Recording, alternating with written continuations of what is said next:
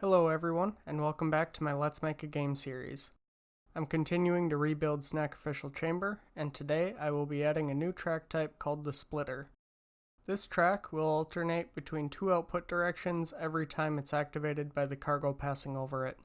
Since the last video, I've made a lot of changes to the game logic, as well as porting the game to a newer version of Unity, and also bringing in both the lightweight render pipeline and the new input system.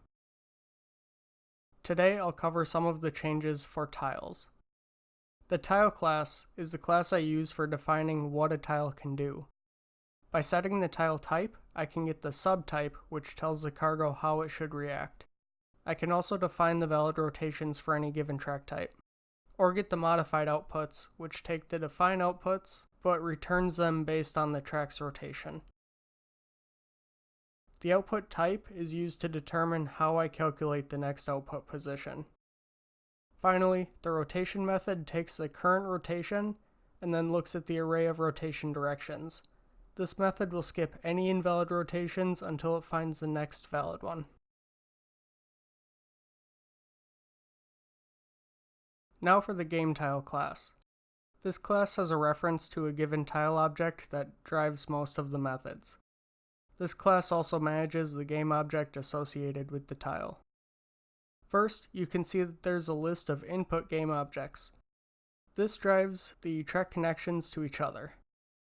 The rotate methods use the reference tiles rotate method to retrieve the next valid rotation, then sets the rotation of the game object. The update outgoing and incoming methods act the same way they did before, using the list of inputs from earlier. The get next output direction works in a similar way to the tiles rotate. The next output starts at an invalid value. It'll run through the list of possible directions until it finds a valid output direction. Now that you're up to speed on the changes, I only need to make a few code changes to create the new track type. First, I need to add the track type called Splitter. Then I just need to define the valid rotations, outputs, and output type.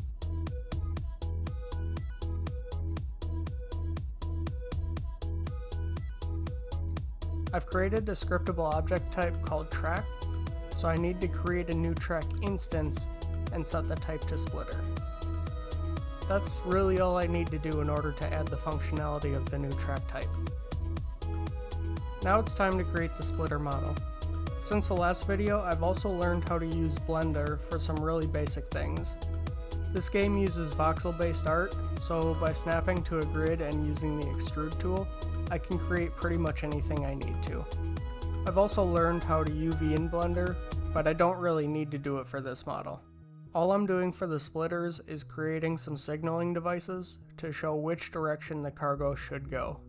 Later, I'll add a custom texture to the center track piece. I have presets for exporting from Blender and importing to Unity. I'm going to create a prefab from this model, replace the incoming and outgoing track pieces appropriately, and use the conveyor center as a placeholder.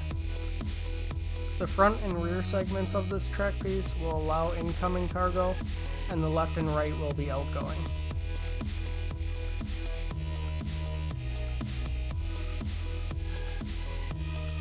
I just dropped this prefab into my level master object for the splitter type, and it can already be used in levels. Now I'm going to add some color to the signaling devices. I use an existing gray material for the stands, and use shader graph to create a shader that can toggle its emission. I create a material for this shader in both red and green.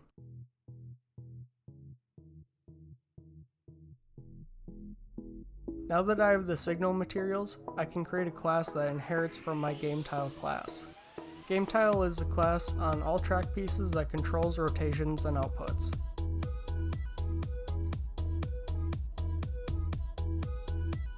This new class uses the same method to determine the next output, but it'll also update the signals appropriately.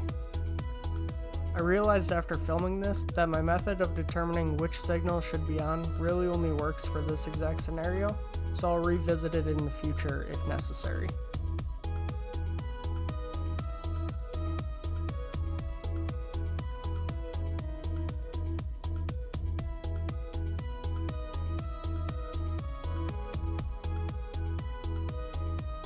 You can see that the signals show the next direction of travel, but they're updated as soon as the track is activated. I want the lights to be slightly delayed so the cargo has time to start moving in that direction before they're flipped. To do this, I move most of the update signal method to a coroutine, which delays the update for a short amount of time.